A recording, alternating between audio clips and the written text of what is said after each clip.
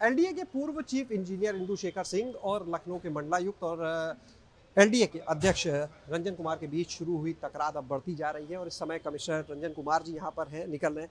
Sir, तमाम आरोप chief engineer साहब लगा रहे हैं आपके ऊपर, पूर्व चीफ इंजीनियर, कुछ कहेंगे उस पर आप? ये सभी जो उसमें फैक्ट है कि आयुक्त मंडल के नाम से आरक्षित हुआ है, उसमें अभी तक तय नहीं हुआ है कि किस तरीके से वहाँ पे होगा। वो राज संपत्ति विभाग का है और वहाँ से रूटीन में जो कार्य होती है वो कार्य होगा। बाकी चीज़ें फैक्चुअल आधार पे इनकरेक्ट है सभी चीज़ें, और वो उन पे जो कार्रवाइयाँ हुई है वो पूर्व में जांचें हुई थी, उसके आधार पे कार्रवाई हुई है और उसके आधार पे उनका अटैचमेंट हुआ है। और इसमें अभी किसी स्तर पे ये जो कहा जा रहा है कि एस्टिमेट बनाया गया, किसी स्तर पे संज्ञान में नहीं लाया गया और न ही कहीं अनुमोदन हुआ है, और ये कम्प्लीटली बेसलेस है और इसका कोई आधार नहीं। सर, ये कह रहे हैं कि अवस्थापना निधि को लेकर तमाम बातें कर रहे हैं कि बैठकें नहीं की आपने, इस तरह के आरोप लगा रहे हैं कि काम काज को प्रभावित किया। ये सभी कामें बहुत तेज़ी से हो रही है और अवस्थापना निधि पूरे बजट का एक पार्ट है। इस बार 1067 करोड़ खर्च होना है, उसमें अवस्थापना निधि से भी खर्च होना है। हर एक साल कुछ मदों से अवस्थापना निधि में बनती है, उसमें लगभग 200-250 करोड़ की एक प्रोजेक्ट की लिस्ट बनती है, उसका परीक्षण होता है। उस परीक्षण के आधार पर तय होता है किस काम को कराना है। तो सारी काम हो रही है, उसी में से जो अर्जेंट काम होती है, जैसे एकाना स्टेडियम के लिए रोड बनना था, वो अवस्थापना निधि से काम कर दी जाती है, बैठक नहीं होने के बावजूद भी उसके प्रत्याशा में। इस तरह कई काम, जनहित के काम ऑलरेडी चल रहे हैं उसमें, बाद में बोर्ड की बैठक होती है तो उसमें अनुमोदन कर लिया जाता है। आर्किटेक्चरल एक फर्म थी, उसको लेकर ये आरोप लगा रहे हैं कि इन्होंने कम नंबर दिए, चयन का दबाव था और बाद में आपके ऊपर आरोप लगा रहे हैं आपने ज़्यादा नंबर दे दिए उसको चयनित करने के लिए। क्या कहेंगे इसमें? इसमें जो भी काम होते ही है, उसमें जो बहुत महत्वपूर्ण काम होते हैं, उसमें कमेटी बनती है, कमेटी के आधार पे सभी को इंडिपेंडेंट अपने काम देते हैं। तो जनरली देखा जाता था कि यहाँ पे कुछ लोग जानबूझ के किसी को करना चाहते हैं या किस भी है, तो इसलिए इसकी कमेटी बड़ी की गई और उसमें सभी ने इंडिपेंडेंटली मार्क्स दिया है, इसमें किसी का वो नहीं है। ये एक रूटीन काम है, किसी का चयन, किसी का कंसल्टेंट का चयन एक आम आम कार्य है और उनका एक रोल होता है।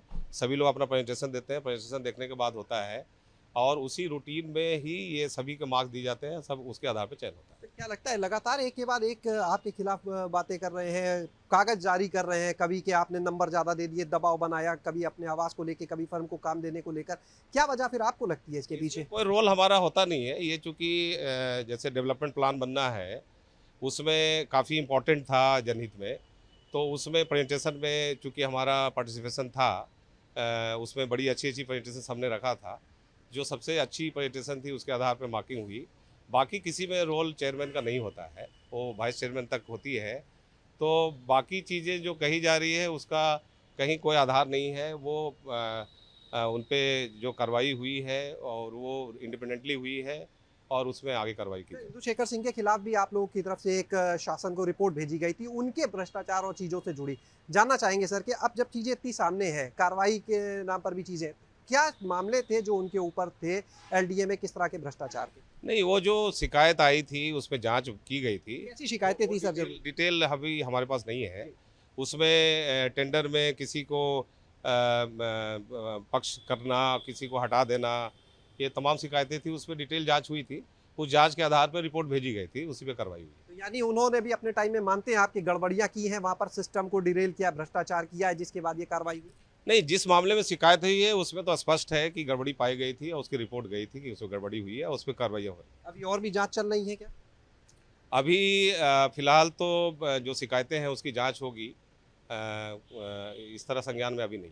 अभी और कोई नहीं है। सर, एलडीए में जब भी बात आती है अब एक पूरा भ्रष्ट तंत्र के रूप में क्यों देखा जाने लगा है? छवि इतनी खराब क्यों हो रही है एलडीए? देखिए, एलडीए बहुत ही अच्छे से काम कर रहा है। एलडीए में पूरी कार्य योजना बन रही है और इसमें माननीय मुख्यमंत्री जी के मार्गदर्शन में काफ़ी सुधार हुआ है।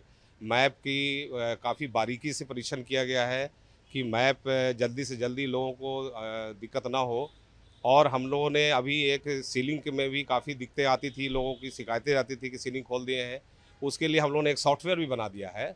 अब बड़े साइंटिफिक ढंग से उसको हम लोग देखेंगे कि सीलिंग होने के बाद किस तरह से उसकी फिर ऑडिट होगी।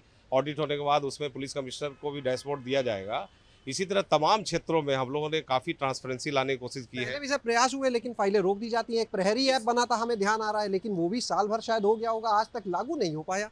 ये प्रहरी एप्लीकेशन यहाँ इसलिए लागू करने का प्रयास हो रहा है कि जो ये शिकायतें आ रही है टेंडर में कि इंजीनियरिंग विभाग स्तर पर जो गड़बड़ियाँ हो रही है चहेतों को देने का, उसके लिए ये प्रहरी ट्रांसपेरेंट एक सिस्टम लाने की कोशिश हो रही है। उसमें सर्वर लेने में टाइम लगी है, वो सर्वर अब आ गई है। ये लागू होने के बाद तमाम ट्रांसपेरेंट हो अंदर जाएगी। के लोग तो नहीं है जो रुकवाना चाह रहे हैं, एलडीए में ही कुछ और लोग? ये चीज़ें टाइम थोड़ा लगती है सर्वर लेने में, इसकी थर्ड पार्टी भी होगी। उसी प्रकार हम लोगों ने सारे प्लॉट्स के ऑडिट कराए हैं और जो नई जीआईएस सिस्टम आई है उसमें से भी हम लोगों ने काफ़ी आइडेंटिफाई किए हैं।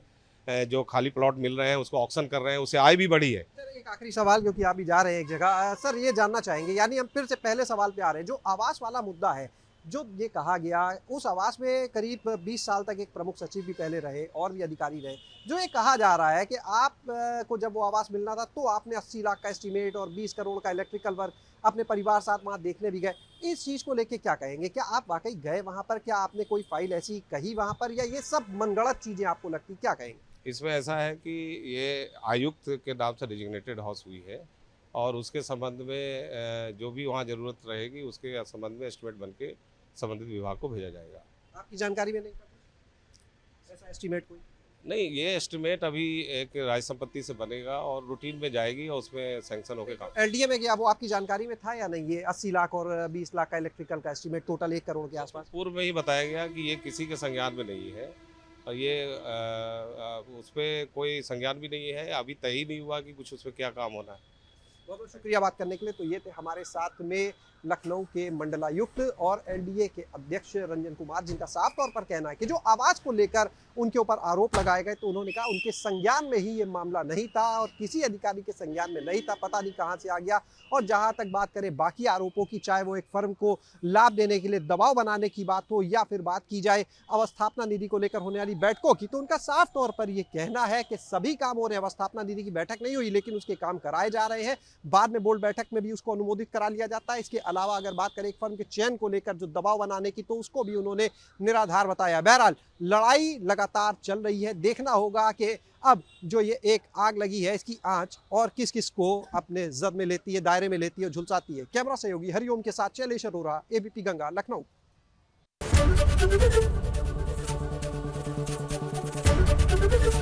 एबीपी गंगा, खबर आपकी, जुबान आपकी।